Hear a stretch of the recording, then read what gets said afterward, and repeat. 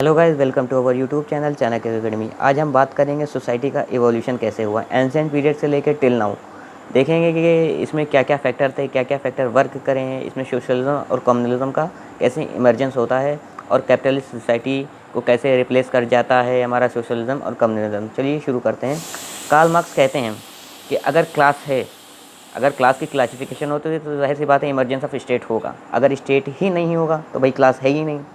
तो उन्होंने कहा है there was no class if there is no state. Primitive society कैसे होती थी? It was a classless society थी। प्रिमिटिव सोसाइटी जो एंशिएंट पीरियड में थी वहाँ पे कोई क्लासिफिकेशन नहीं था। जो ट्राइबल्स होते थे भाई उनके पास तो रिसोर्सेज तो बराबर ही के थे, ना ही कोई की ज़मीन ना ही कोई किसी का resources, this are own by themself. वहाँ पे तो भाई जब क्लास ही नहीं है तो जाहिर सी बात है इक्वलिटी प्रिवेल करेगी और यहाँ पे क्लासलेस सोसाइटी होगी। फिर क्या हुआ, सेकेंड फेज़ में आया स्लेव ओनिंग सोसाइटी। अब स्लेव ओनिंग सोसाइटी क्या है, एक तरफ मास्टर क्लास थे और एक तरफ स्लेव क्लास थी। मास्टर क्लास क्या करते थे, स्लेव को एक्सप्लॉइट करते थे, ज़बरदस्ती काम कराना। अफ्रीका में जैसे स्लेव होती थी उनको ले आते थे यूरोपियंस अपने यहाँ, भाई प्लांटेशन कराते थे और उनको tended to exploit more as they can do so. फिर इसके बाद धीरे धीरे एक क्लास नया इमर्ज होके आया फ्यूडल लॉर्ड्स का। फ्यूडल लॉर्ड्स 8 से 15 सेंचुरी बहुत हाई था। 8 से 15 सेंचुरी तक के फ्यूडलिज्म बहुत हाई था। एक तरफ फ्यूडल लॉर्ड्स होते थे, एक तरफ सर्फडम और पीजेंट्स होते थे। फ्यूडल लॉर्ड्स क्या करते थे, पीजेंट्स को अपॉइंट करते थे और वो भाई ज़बरदस्ती उनसे खेती बाड़ी कराते थे, उनको दे देते थे कि भाई काम करो। और जब मीन्स ऑफ प्रोडक्शन जब डेवलप हो जाता था, कंप्लीट हो जाता था, पूरा राजा के सामने लगा देते थे, उसमें से थोड़ा बहुत पीजेंट को दे देते थे और where as big chance of food grains keep with themselves. फिर क्या हो, मतलब ये क्या करते थे, they use as a tool peasants as a tool to exploit as they can do so. फिर उसके बाद एक नया क्लास इमर्ज होकर आया कैपिटलिस्ट सोसाइटी। कैपिटलिस्ट सोसाइटी क्या है भाई, when the means of production are own by the big ज़मींदार, मर्चेंट्स और बैंकर्स, ये सब होते थे। बुर्जियोसिस क्लास में बिग ज़मींदार, लैंड लॉर्ड्स और एक तरह से फ्यूडल लॉर्ड्स भी बोल सकते हैं। और दूसरा क्लास था प्रोलेटारिएट। अब ये भाई बुर्जियोसी जो क्लास था वो कैपिटलिस्ट क्लास था। They hegemonize the ecosystem economy as well as political system. उनका डोमिनेंस पॉलिटिकल सिस्टम पे और इकोनॉमिक सिस्टम पे बहुत ज़्यादा था।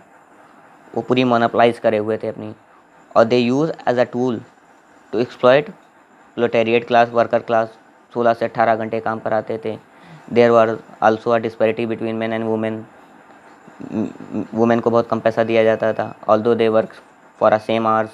उनकी कंडीशन बहुत ख़राब थी। तो वर्कर क्लास में एक स्ट्रगल शुरू हुआ कि भाई ज़बरदस्ती इतना उनकी कंडीशन, वर्किंग कंडीशन में सुधार आना चाहिए, कम होना चाहिए, उनको बेटर इकोनॉमिक अपॉर्चुनिटीज़ देनी चाहिए, लाइफ कंडीशन देनी चाहिए। तो भाई लोगों में क्लास स्ट्रगल शुरू हुआ, कॉन्शियसनेस डेवलप हुआ, यूनिफाई होने के बाद ब्लडी रिवॉल्यूशन हुआ कैपिटलिस्ट क्लास के, मतलब बुर्जियोसिस क्लास के अगेंस्ट में, जिससे भाई बुर्जियोसिस क्लास को रिप्लेस करके उन्होंने एक सोशलिज्म का कॉन्सेप्ट को डेवलप किया। अब सोशलिज्म क्या है, सोशलिज्म की बात करें तो when the means of production are own by the state, मतलब जो गवर्नमेंट होगी, when the means of production and distribution are own by the state. अब वो क्या कहते हैं कि according to his ability, according to his work, भाई जिसकी जितनी कैपेबिलिटी होगी उस हिसाब से उसको वर्क मिलेगा। इससे क्या हुआ, dictatorship of the proletariat class develop हुआ।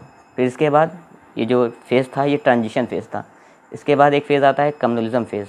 कम्युनलिज्म फेज़ में क्या है, when the means of production and distribution are own by the community. जो भी वहाँ की कम्युनिटी है, मतलब एक कलेक्टिव फॉर्म आ जाएगा।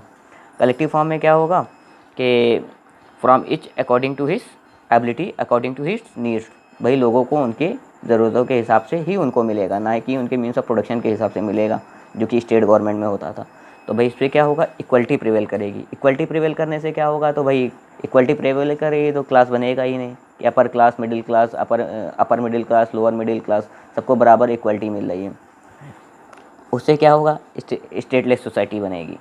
तो आखिर मतलब कहने का मतलब है कि अगर क्लास ही नहीं है तो स्टेट का क्लासिफिकेशन नहीं होगा मार्क्स के हिसाब से। Thank you for the day. मिलते हैं नेक्स्ट वीडियो में, तब तक के लिए लाइक करिएगा, शेयर करिएगा, सब्सक्राइब करिएगा।